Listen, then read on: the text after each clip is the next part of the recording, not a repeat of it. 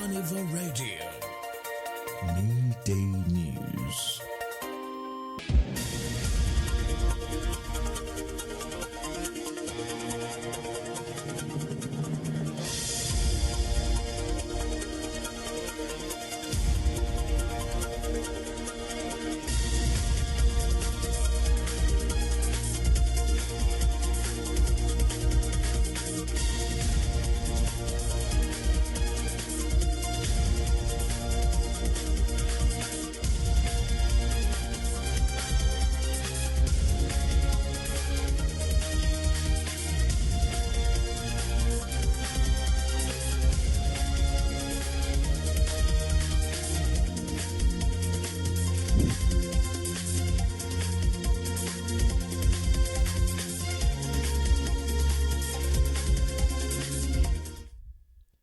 Good day and welcome to Carnival Mid News. I am Elizabeth Tessie Okemugugu.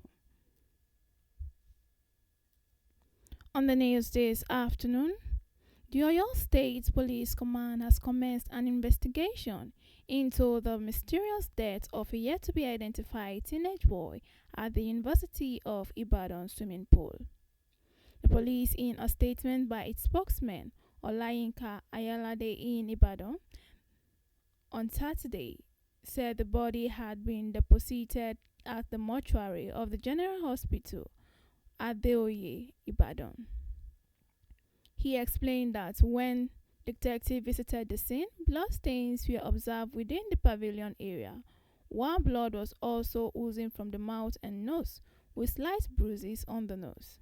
According to him, the case is being treated as a suspected murder, and the command has commenced a thorough investigation to unravel the circumstances surrounding the incident. The command therefore urged members of the public to remain calm and refrain from spreading unverified information as investigations are ongoing.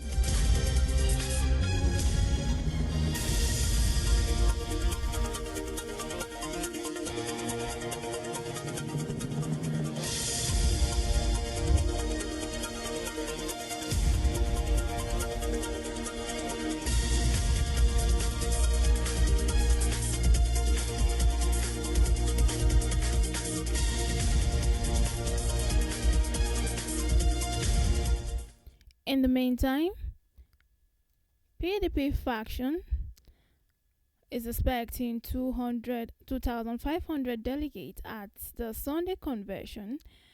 This is as the Minister of Federal Capital Territory, Nyesom Wike, has affirmed the National Convention of the People's Political Party. He noted that it will take place March 29th and 30th, noting that the effort to reconcile aggrieved members will continue beyond the convention. He added that about 2,500 delegates are expected to attend the gathering as the party positions itself for the 2027 general elections.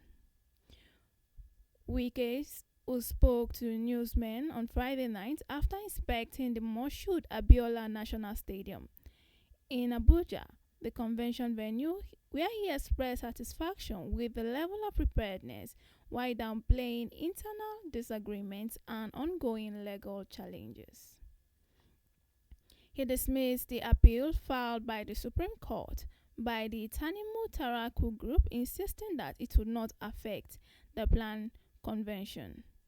The minister also expressed appeal filed by the Supreme Court by the minister also expressed optimism about the party's future, declaring that the PDP would surprise Nigeria in the next general elections.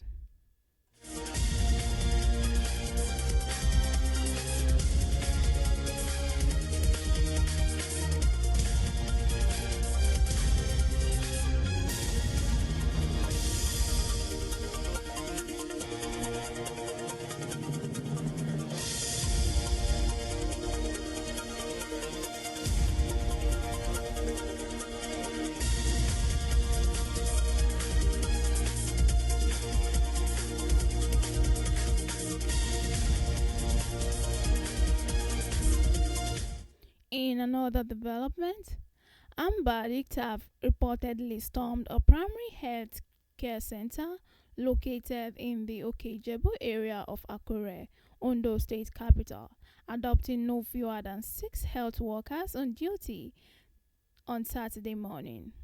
However, details of the incident were still sketchy at the time of filing this report, but it was gathered that bandits struck at the government-owned facility at about 2 a.m. and whisked away the victims. According to one of the patients in the center, the attackers arrived in the bus, forcefully entered the facility, and took away the victims, including some interns. The bandits were also said to have packed all the victims into the bus before driving off to an unknown destination.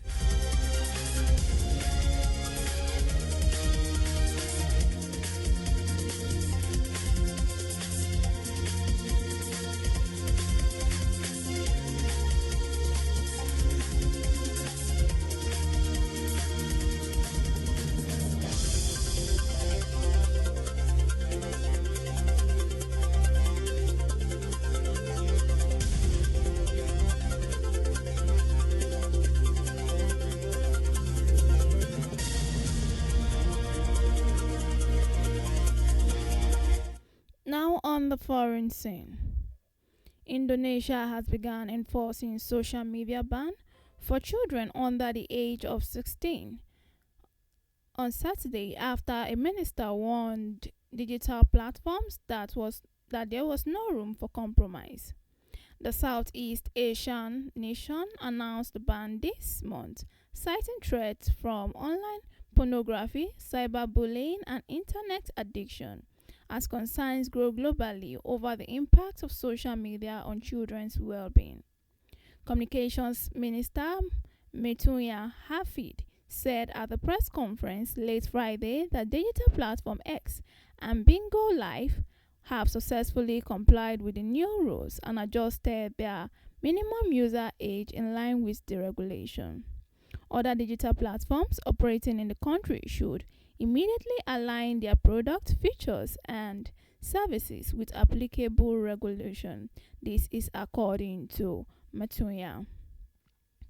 Meanwhile, TikTok said in a statement late Friday that it was committed to complying with the regulation, including taking appropriate measures related to under 16 accounts in close consultation with the ministry.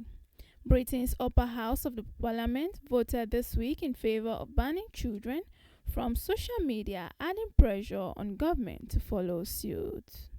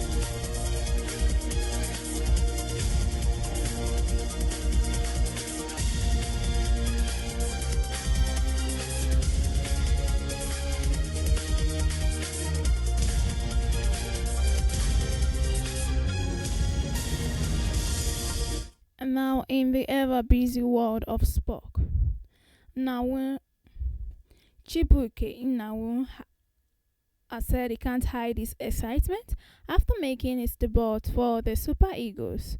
This is according to newsmen reports.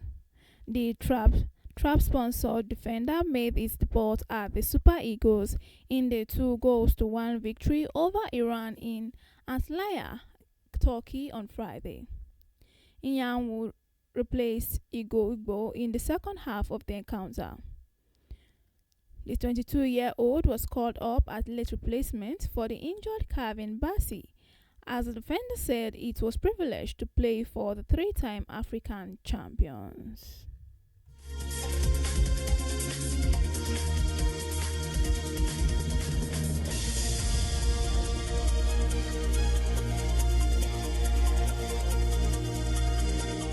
And that wraps up our Carnival Midday news. Do not forget that you can always stay informed by checking out our news updates on our website at www.carnivalmedia.ng. It's been Elizabeth Tessie Okemukoko. Do have a wonderful day.